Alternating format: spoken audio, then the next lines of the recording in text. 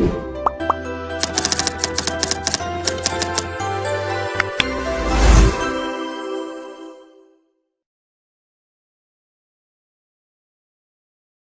Laura. Hi there. So, welcome to Function First Care podcast. So you're actually my dental hygienist, and then I was first of all, I want to say how amazed I was by your professionalism, your treatment. I felt so comfortable in your safe hands. Um, and yeah, the dentist is something that I can be quite fearful of. And but and you made me feel completely at ease and yeah, I asked if you could sort of feature on Function First Care podcast to talk about sort of preventative healthcare in the dental hygiene space. So, could you firstly start off by introducing yourself and tell us a little bit about your journey into dentistry?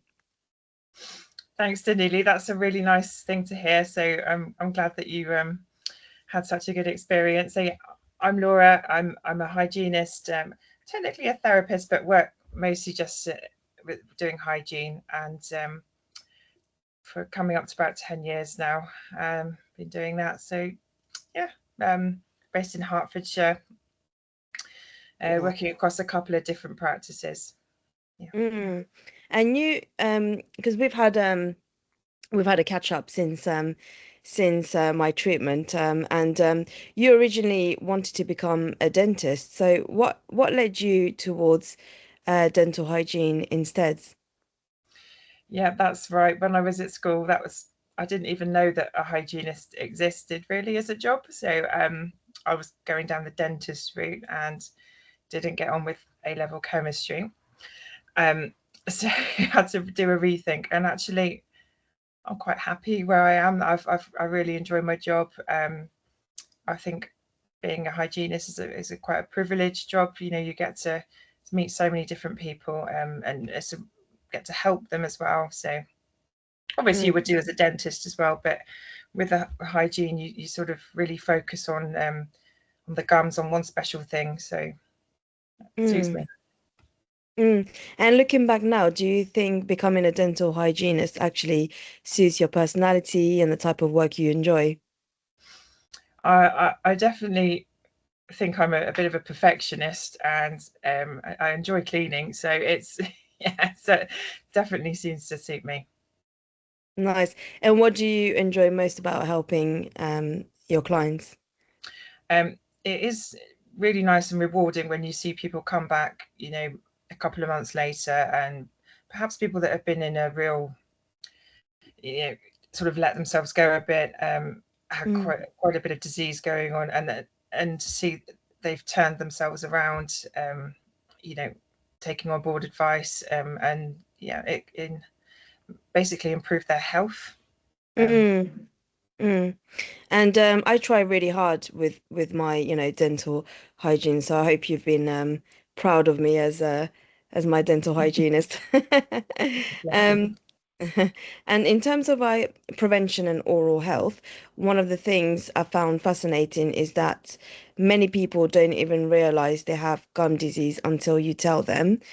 So why is gum disease often described as a silent disease? yeah, that's right. And unfortunately, some people don't even know they've got a problem until they're told. Some people might notice a bit of bleeding when they brush their teeth, but often people don't really see that as a problem. They just sort of put up with it. Um, the real big signs, unfortunately, when you come to us with late stage gum disease, are that teeth are starting to move, um, and that's when they bother you when they're moving, and there's not often, you know, it's a bit late then when that's happened. So really want to get any bleeding that you notice, get it sorted as soon as you can. Mm.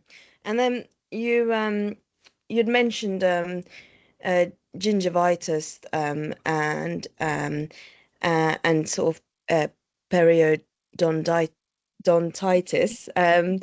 And yeah, I wanted to, to kind of when we had a chat, you mentioned this to me, and yeah, I really wanted you to kind of to explain this further, if that's all right. Yeah, of course. So when patients come to see me, one of the main things that I look for is, are their gums bleeding? And I'll have a little feel around and do the other checks. One of the things that is really important is to have x-rays, because then we know, has there been any bone loss? We can't replace bone once it's been lost. So get in there soon, while it's still in the gingivitis stage. If their gum disease is early, it can be reversed. If you leave it too long and you've lost some bone, that's when we're sort of playing catch up. We can't go backwards at that point. So we have bigger problems. So get it sorted. Try and prevent these problems from becoming bigger ones later down the line. So is that why you would say early intervention is so important? Absolutely, yeah. And what are some of the early warning signs that people should never ignore? I think I've already said bleeding. Number one, if you've got bleeding gums, where even a little bit when you spit out, when you brush, just get yourself to a dentist, a hygienist. You might notice bad breath, uh, loose teeth further down the line, perhaps, but those are the sort of main things that we'd notice. And what about if people have got bleeding going on, but then you get told by your dental hygienist to brush through the Yeah, bleeding for with your TP brushes? yeah, Is that still, can you still do that if you've got gingivitis or? absolutely. Yeah. So the main message, like you said, brush through the bleeding. Obviously, we don't want you to be hurting yourselves, and a lot of people would tell us that their gums are quite sore, but it is important to try and keep going. And once you're sort of improving your cleaning, you hopefully will find that the bleeding settles. So it's just a case of trying to get through those sort of tough few weeks and keep going if you can. And what do you think some of the biggest misconceptions people have about oral health? Mouthwash. Mouthwash is not a replacement for using interdental brushes or floss. Yeah, that's a biggie for me. Hear it all Yeah. the time. Yeah. Anything else about misconceptions that you uh, think of? I get asked a lot about, can I whiten my teeth? I can't whiten my teeth if I've got gum disease. You can, but you need to Mm. obviously do it on a case by case basis. Yeah. Mm. And in terms of kind of the mouth and the rest of the body, many people think oral health only affects their teeth, but it's so much bigger than that.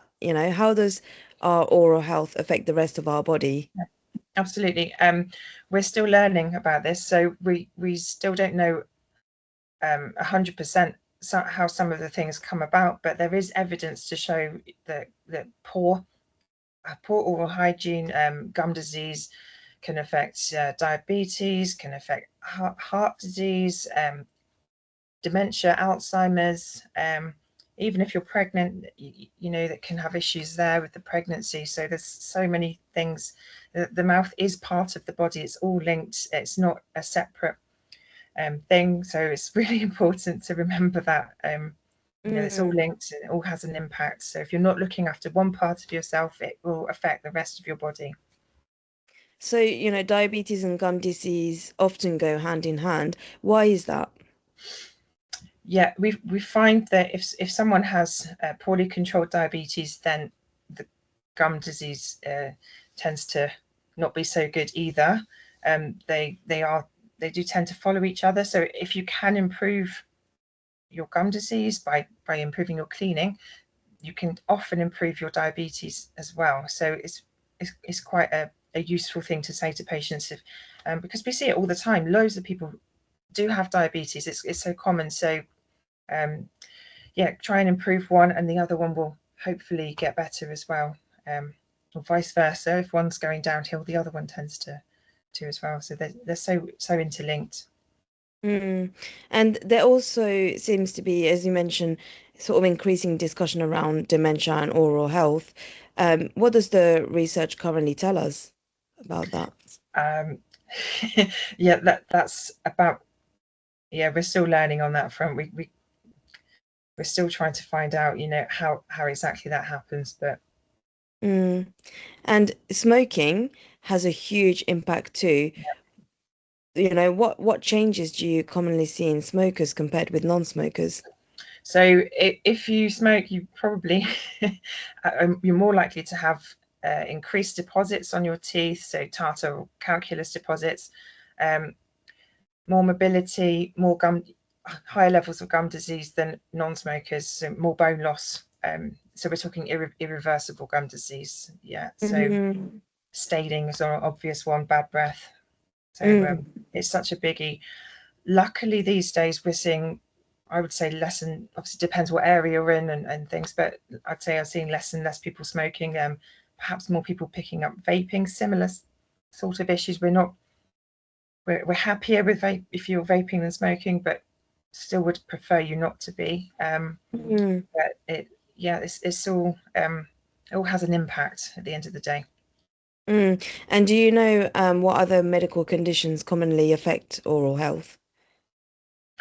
Um, so if you've got high blood pressure, for example, you might be taking medication that can also have an effect on the gums. Any sort of medication can affect, Mm. have a side effects on the mouth, really. Look, the number one biggie is just causing dry mouth. So you probably find if you're taking some tablets that you might find you need to drink more water more frequently, things like that. Yeah. Mm. And as healthcare professionals, why do you think we should stop viewing the mouth separately from the rest of the body? Obviously, if we could have, thinking of the NHS and the pressures it's under, if I could in my day-to-day job improve people's diabetic health. I know some practices do actually test for diabetes as well while the patients are in having their dental treatment done. It's screening for that. So if we can get that under control, it's one of the major costs, isn't it, for the NHS to treat these patients with. So if we can help that, not. Mm. Absolutely, yeah. And now I want to go on to talk about building better routines because Function First Care is all about routine and prevention. So if someone wanted to build an excellent oral hygiene routine, what would that look like? Now I know this because I've asked you several times, and because I really want to get it right, and stick to that habit. But yeah. What does an excellent oral hygiene routine look like? Can you tell our viewers? In an ideal world, we would all be obviously brushing twice a day with an electric toothbrush. We know that electric toothbrushes, ones that we plug in to charge, are more powerful. They will do a better job than brushing with a normal toothbrush. I don't think I'm yet to certainly not met many people who time themselves with a normal toothbrush. So the electric ones have that timer function built in, so it's if you're not brushing for long enough. Certainly my brush will give me a sad face if I don't brush for long enough. So it's really things like that's the basics really. So twice a day with an electric brush. Interdental care. So if you can get a brush through an interdental brush, ideally we want to be using those. Obviously, if you've got close gaps, you need to use a bit of floss for those. If you can, if you're very motivated, it'd be really good if you can floss every single gap as well, because where your teeth touch, you need to get something in there as well. Ideally, that's as a hygienist, we sort of prioritize the brushes, but that if you can do that as well, the flossing as an extra would be really good. And then when we've brushed our teeth, the big message is to spit the toothpaste out, no rinsing, so no water, no mouthwash going back in. That's what I was always taught, and that's what I say to patients.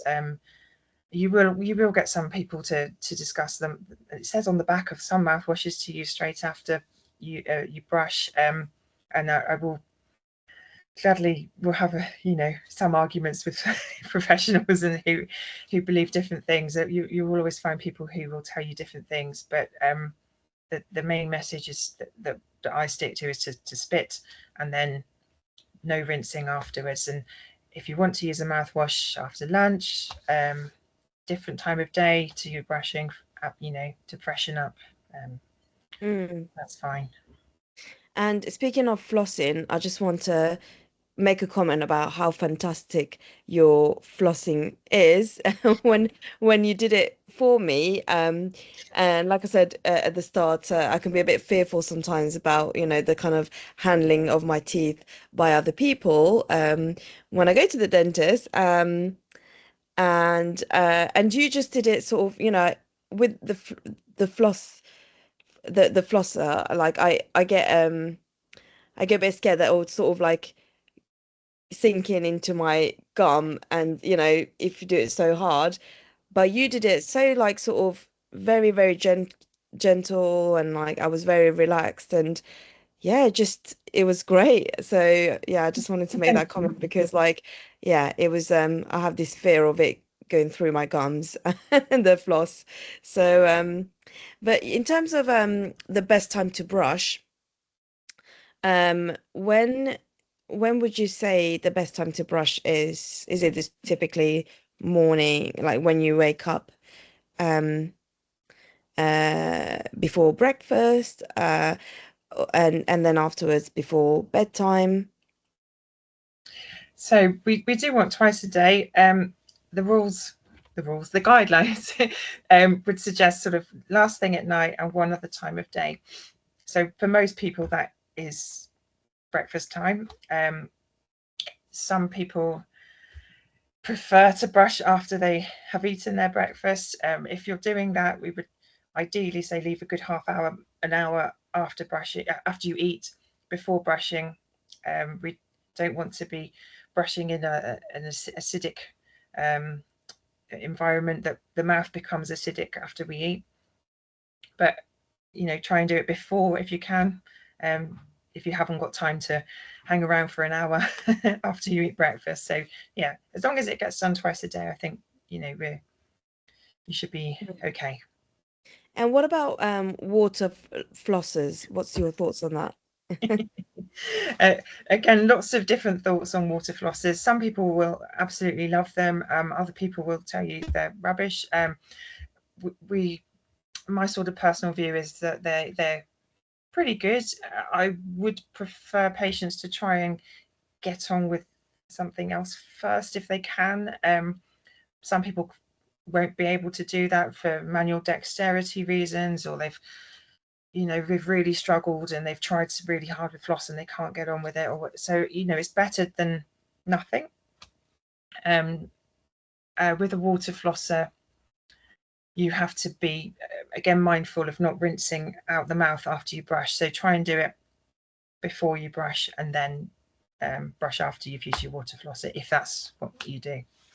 Mm. And do people really need mouthwash? What's your thoughts on that? I have to say, I don't often use it nowadays. Again, just to freshen up. Um, you could use it. Some people might want to use it before they brush. It depends very much on the mouthwash, what the purpose is. If it's just a freshening up, you probably won't need to use it so often. We might advise certain mouthwashes if you say had ulcers or other conditions. So again, usually for a few days, a week, couple of weeks maximum. So you'll know if you've been advised to use those. Mm. Now, for people like myself, wanting more natural or plant-based products, what should they be looking for? It is an emerging field. There's lots of companies in the dental that feel they're trying to be more eco-friendly, be more, using less plastic. Some companies are trying to use sort of sugar-based products, sugar-based materials instead of plastic. I'm all for it. Some of the quality, I tried a few like bamboo sort of interdental brushes, and I did find that personally they didn't seem to last as long for me. They were, which I was going through more, which seemed like more waste. But some people get on with them fine. So it's very much individual. Have a look. There's plenty available. Loads of different companies do them.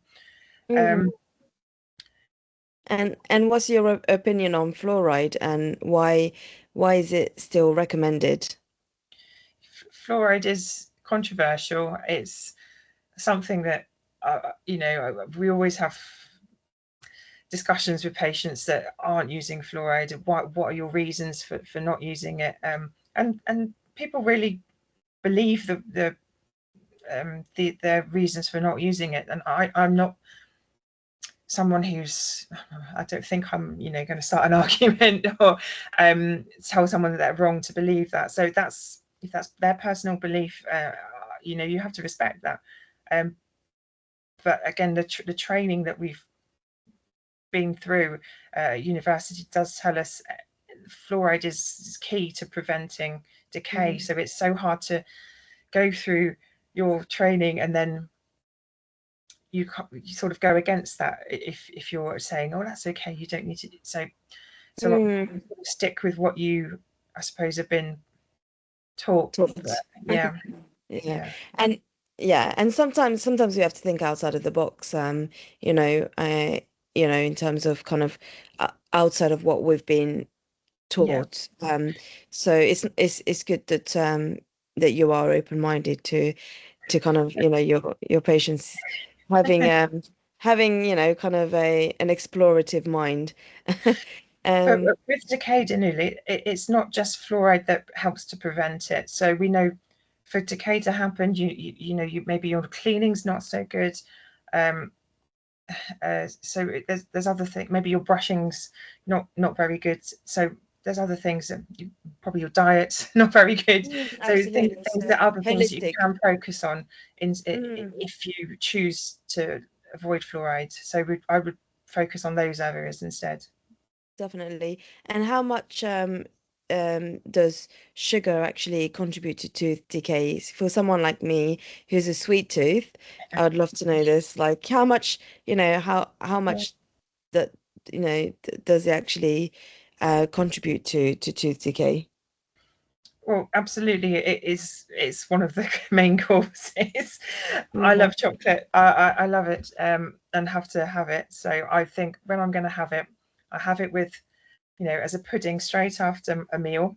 So I'm not mm, having it as a snack separately, and I try and eat it quickly, so it's all in one go. So, so I'm not snack.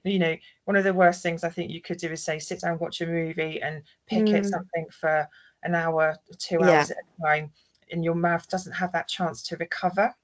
Mm. So if you're going to have something, keep it short and sweet. And Short and yeah, sweet. No pun intended. I didn't.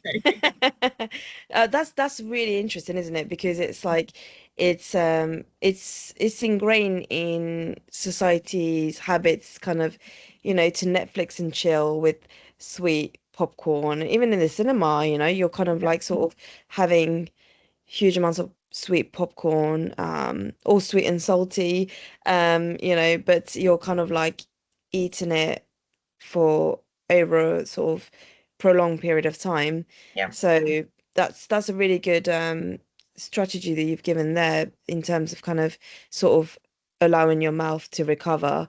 Because I guess your mouth's going through a bit of trauma, isn't it, in terms of that, decay and kind of um so yeah, kind of letting it recover and not kind of prolonging the process. Yeah, that's really helpful to know in terms of habits. Quite hard to do though, but Yeah. um, so that brings me neatly onto the next part of what I wanted to discuss with you around behavior change and self-care. So, one thing we talk about a lot on this podcast is that people often know what they should do, but they struggle to actually do it. Why do you think people find looking after their teeth so difficult from your experience and from your observation? Um, I don't know why, honestly. I see it all the time. People tell me they haven't been brushing. They'll sit down. The first thing they do is when they sit down, it's like a confession in the chair. Oh, I have not been doing very well with my interdental brushes, or I've not been cleaning my teeth very well. Or I've moved house, or I had another baby, or I've my mum's not well, or I've not been well. Something. There's always something going on in people's lives, Mm, and it's almost like an excuse for not mm, cleaning so well. And I don't mean that in a horrible way. no. Everybody's got something going on. I know that. Mm. What's actually some of the funniest or most memorable reasons that people have given you for not brushing their teeth? It, it's not funny. It's frustrating when people tell me I've just not done it. I've been lazy, and I think that's not. I've got more sympathy if people tell me, oh, I have been going through these things. If you just tell me, oh, I'm straight up, I'm lazy, or I'm not prepared to do it, I'm not even trying to do it. Mm, That's for me really frustrating because I don't know how I can help with that one. If someone, um, there's that saying, you can lead a cow to water, but you can't force them to drink. You can only do so yes, much, and absolutely. I remember you yeah, telling me actually, when we've had a chat previously that um one of your patients had mentioned that their partner tidied it up and they couldn't find it or yeah, something. that's another one. Yeah. Oh dear. um, Not So supportive partners. No, we need. no, absolutely. We need partners to be very supportive I around I oral do care. actually. One of my silly tips, if patients tell me, "Oh, my wife's really good at her interdental cleaning. I need to be like her." Well, I say, "Do it Mm, together. Brush your teeth yes. together. It's a fun Yeah, how romantic. activity." Oh my Yeah, goodness. Yes, absolutely. It could be a date night together. it, every night. Yeah. Every day is a date night. Yeah, absolutely. Um, so in terms of how do you help people change, lifelong habits without making them feel judged? Because, Yeah. I know we're having a bit of a laugh here, but actually this is a real issue for people and they don't want to feel judged. So how can we help people, change their lifelong habits, without them Yeah. Yeah. without making them feel judged? It is a balancing act. It's really hard. Obviously you don't want people to feel like they're being told off. Mm, They, you know, the response to that is probably going to be negative. They're probably going to go home and not feel like trying. So at the same time, I'm talking about cases perhaps where quite severe cases, especially young people who might have quite advanced disease for their age. I'm thinking they've got potential here to, they say someone's in their 30s. I always say you need to keep your teeth for another 70 years or so. And yeah. I think if you have to give people the facts, you have to tell them Yeah. how serious it is, because if they don't know, if you're giving the impression that, oh yeah, you've got some bleeding, it's fine, it's not fine, and they're going to go away thinking that it's Mm, fine. So you not to scare people, but I think they do need a bit of a reality check sometimes when they come to see me. You have to understand that we have to, though it is important, the importance of really trying to change. um mm. Yeah, and it's in my line of work as an occupational therapist, I see many people struggle with self-care, and it could be due to all sorts of uh, conditions, for example, depression, Yeah, ADHD, autism, chronic illness, or just simply being overwhelmed with day-to-day tasks and activities. How can we make oral care more achievable during those times where it's genuinely a mental and physical yeah. struggle to do so? So, just going back to we were talking about the ideal routine, weren't we? That what would Yeah. we do in an ideal world if we could, and we have to sort of think, like you said, think outside the box. So if someone's not using their interdental brushes at night, if they can't for whatever reason, if they're brushing falling asleep on the sofa, not able to brush their teeth last thing at night, that's when I would try and find out when is there another time perhaps that's better for them to do it. So what works for them, and that's going to be different for everyone that you speak to. Some people Mm, will tell you, oh, oh, half the time people say, oh, actually, I could do it. But there will be obviously people that can just can't manage it. So you try and work with people to find absolutely. something that works better for them. So yeah, That's really good advice. Just, really looking at their when they are their most optimal, yeah, rather than sort of saying, okay, well, rather than sort of being prescriptive and saying you have to do it yeah. this way or that way. And Um, you know, people will what, find, mm, they will often tell me, they'll say, oh yeah, I could do it. Actually, I've got 5 minutes at work. I can nip out yeah, and do it great, then. So they will find a solution for themselves, and that's probably going to be the best one, more amazing. than I can sort of say. Absolutely. Yeah, Yeah. And what advice would you give to carers supporting someone with dementia or another condition that affects yeah. their ability to maintain oral hygiene? So dementia is a really tough one. Often I see patients who then for probably just forgetting to brush their teeth, aren't they? And then they're not, they don't know they've not done it.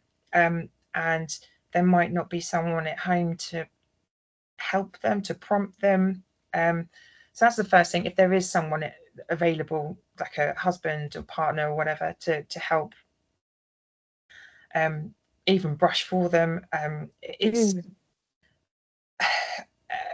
Mm, we know there is that link between gum disease and dementia. So the fact that things have already, obviously, that the disease is already there, but I would suggest it's still really important to try and, for a variety of reasons, to keep those plaque levels as low as possible. So, and we're talking really quite grotty teeth sometimes, when people are just neglecting them, through no fault of their own, just because of the disease. So, mm. yeah. And how can healthcare professionals encourage oral health in a compassionate rather than prescriptive Um, way? yeah, it is probably lower down the list, but if there is a carer involved, they need to try and brush. Again, when's that patient going to be more cooperative? Have they got a better time of day when they can do that? The carers obviously might have certain times that they're visiting, so it might not always work out, but they Mm, just got to keep trying. Um, there are other aids they can use. So special, instead of an electric toothbrush, some patients might not like that sensation. There are special manual toothbrushes that can be used, um, instead. So there's other things you can try. It's just mm. about trying them. Is there what about those the tablets that turn into toothpaste? Would you recommend sort of somebody just using that instead of, well, um say there's difficulty with brushing teeth, could somebody have one of those sort of like tablet-like toothpastes that they could sort of use? What are your thoughts on that? Those toothpaste tablets are really good. Again, we try and recommend they've got fluoride in, but Yes. yeah, there are some out there, that are eco-friendly. So they come in the pot, and you can refill them. So, I'm not sure I'd recommend them in a dementia case, but yeah, for going back to the eco-friendly patients who are looking for something a bit different, a bit you have no issues with those. Yeah. And but if could they just sort of just take it without brushing No, no, that no, it would need to be, you've got to yeah. do the physical brushing, the remove. Yeah, it's So basically there's no, so say there's so for somebody who finds it difficult actually using the physical toothbrush, yeah, um it it wouldn't just be sort of enough to have like a tablet of toothpaste, or no, no. you would still This need is to try like and find a way yeah, to, yeah, yeah. This okay. is like uh, the mouthwash subject again, isn't it? As well, yes, it's yeah, all about that. You've got the to scrub brush it away. to scrub it Um, away, yeah. yeah, It's like washing up, isn't it? you're not just going to rinse it out. You need to get in there with Yeah. a sponge and Yes, with a clean it. yeah, Yeah, absolutely. Yeah, yeah. I Um, know. Yeah, it's yeah, hard. as it is, yeah, as you know, I can just sort of imagine a lot of people struggling with this, and as an occupational therapist, we often talk about self-care as one of the occupations of daily living. Do you think oral health is sometimes underestimated as a fundamental part of someone's ability to function, participate, and maintain overall well-being? Absolutely. Yeah. Obviously, I'm biased. Mhm. Yeah. Again, I can only comment on the patients that I've seen, Mm, and I wouldn't rate the cleaning that's being done by the carers when they. I don't know how much involvement has actually happened, but whether it has mm, been a priority, maybe it's not always been communicated to the carers that needs to happen. Yeah. mm. No, Um, it's really useful to have your observation and feedback to carers on this this is subject. yeah. Again, I'm not trying to have a go at carers. It's I know No, it's a no, really but hard job, it's and there's other things. absolutely, there's a lot of priorities, Yeah, but oral hygiene is one of them, and it's useful from your perspective to feedback your observations from seeing some of your clients that that actually sort of need more attention around the oral hygiene. So, so I want to come on to now around parents and children. So, I know you're a mum yourself of two young children. How have you encouraged your own children to develop healthy brushing habits? yeah. Lots and lots of patience. Uh, yeah. No quick, no quick fixes here. Just you've just got to keep trying, keep going. Um, my oldest one's just turned 5, and I wouldn't trust her to brush her teeth by herself at all. She gets distracted halfway through. She half the time the brush isn't even in the mouth. So you've got to supervise and do it yourself. I get her to have a go first, and then I will have do it myself afterwards, because like I said, I don't rate her brushing. She's trying and she's learning, but it's taking time. I think the official sort of age is about 7, when you're apparently allowed to. Going back to uni, that's when we sort of said about age 7. Obviously, depending on the how competent the child is, but I still think even at 7, I'd probably be having a check at least to see how Mm. things go. Yeah. And what are your biggest tips? Is there any other big tips that you'd like to give to parents trying to establish good routines with young children? Yeah, I think try and get onto an electric brush if you can at some point. We They're not as powerful as adults ones, so that you can often have like a gentler setting and a slightly more powerful setting. So I think they're not.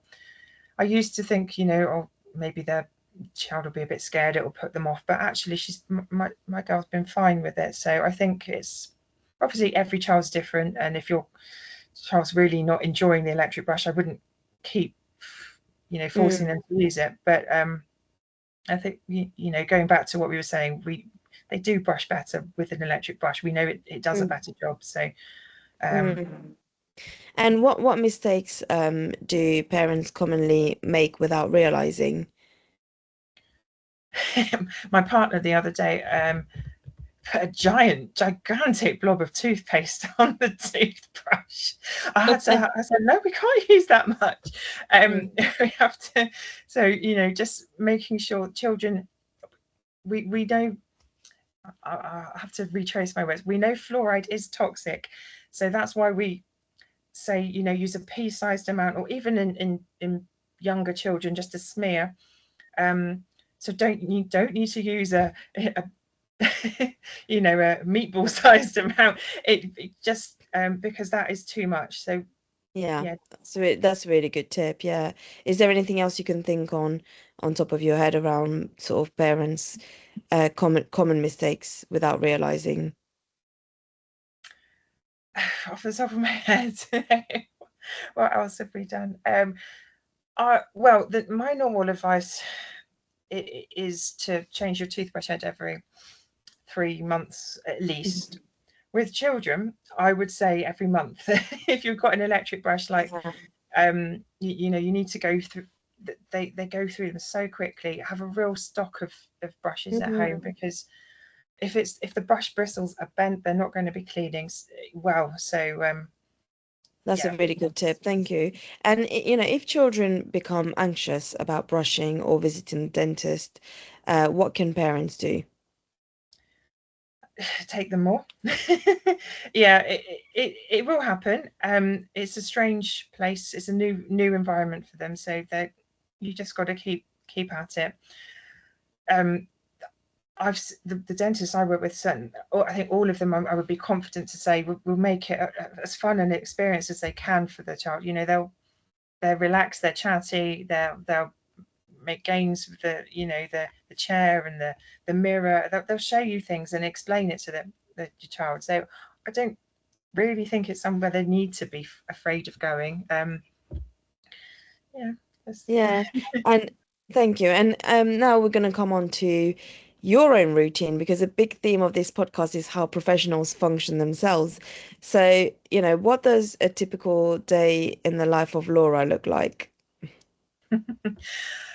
Well, often our advice as dental professionals is the gold standard, and do we all meet our own expectations? Probably not. Um, I get so many conversations I have with people about stain on teeth. What can I do to stop getting stain on my teeth? And it comes down to tea, coffee drinking, and I have to say, the only safe drinks are milk and water for your teeth. And do I keep to that? No, of course not. It's really hard to And do, that's what but habits are, isn't it? Yeah, yeah. absolutely. So what does a Um, typical day in your life look like every then? yeah. So I've obviously got my own electric toothbrush. I'm I'm religious with that, so that's not something I've ever had an issue with. The interdental brushes, since having my second child, certainly have slacked a bit. I've got to be honest. It's hard to keep it going. If I miss the evening one, I will make sure I do it in the morning. So some Mm, days I will do it twice, but I do feel very guilty if it happen. It does happen if I try and do an exercise class in the evening. That I am, and because I'm obviously trying to improve my fitness, especially since having a baby. Um, yes. Trying to look after that side of things, but then another thing slips, and I'm not perfect. So that, and I think if that happens once a week, if I haven't got too many problems, it's. I suppose if I had a mouthful of bleeding, I'd have to rethink my priorities. Yeah. Hmm. Yeah, and thank you so much, Laura, for embracing vulnerability and being honest and raw and transparent about, that Yeah. as healthcare professionals, um, we don't always practice what we preach, and there are so many um spins that we have to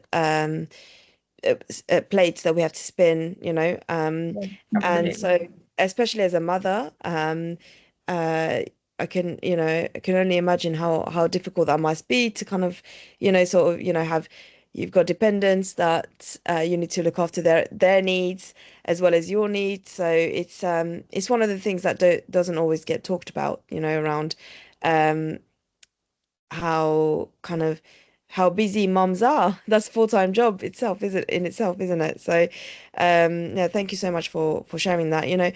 Working in healthcare can be very demanding. So what helps you to look after your own well-being?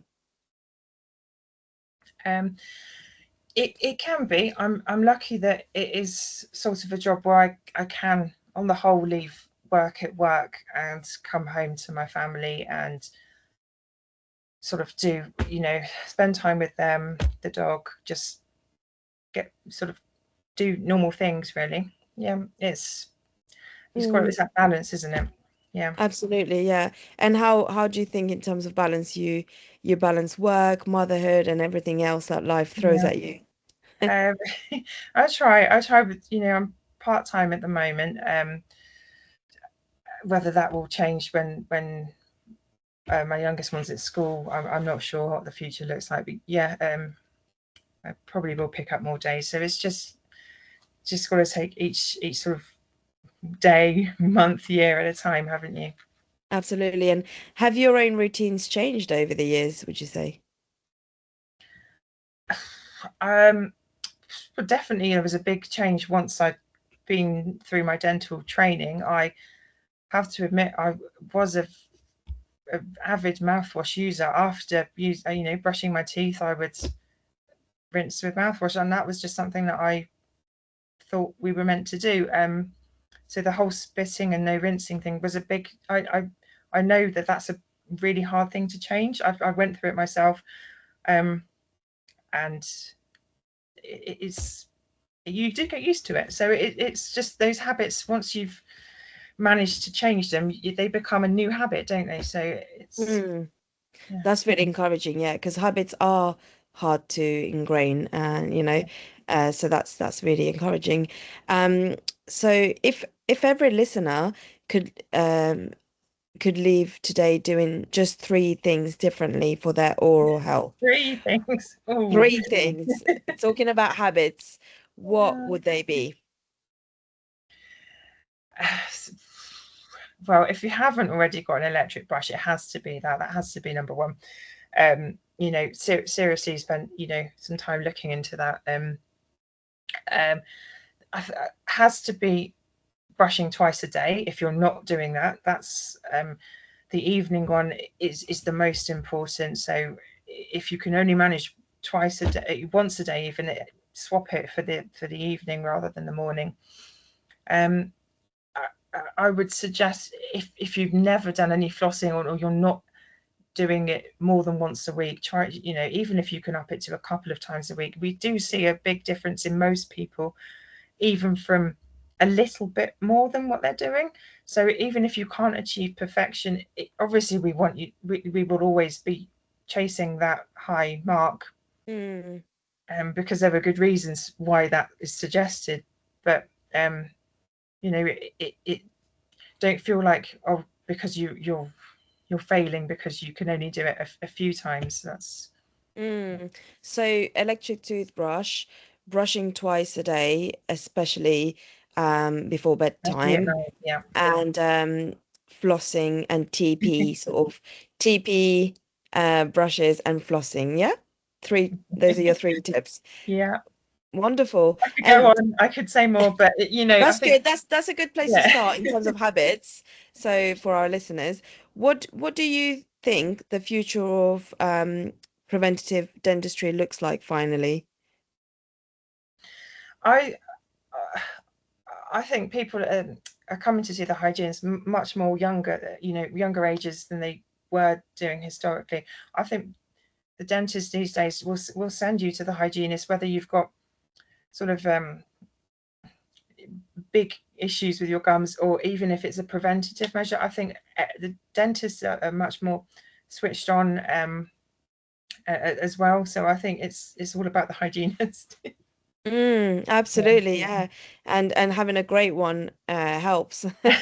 Um, and in terms of kind of preventative measures, I guess when we talked earlier around sort of the difficulties that people have with their self-care with oral hygiene, I was reflecting on like some ways that um people can remember to do their oral care. For example, that's not on their priority list. And they could use, for example, an Alexa just to like remind them, can't they? Or set alarms on their phones, or Yeah. reminders on their phones, or like a visual prompt on a calendar. There's loads of different ways where I guess they could be reminded, even kind of having you all your different bits, those three top tips that we mentioned, like having every single bits together in one area where you can visually see it is a Yeah, good visual prompt to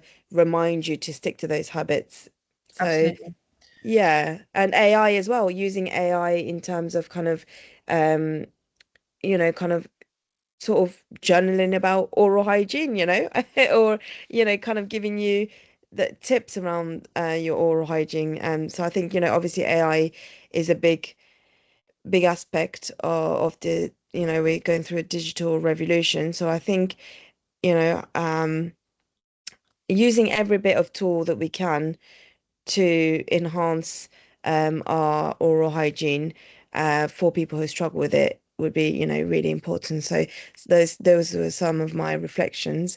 But yeah, but I just want to thank you so much again for agreeing to be to come on Function First Care. I genuinely think that this will be such a valuable conversation. It is such a valuable conversation because oral health is so often overlooked, despite being such an important part of our overall health, daily functioning, and quality of life. So yeah, I'm really glad that you took the time to share your wisdom as a dental hygienist. No So problem. yeah, Thank you so for yeah, having me.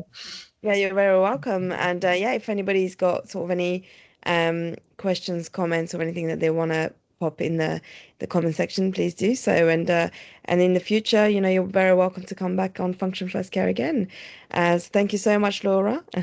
Take care, I'll and speak to you. yeah, thank you. Bye.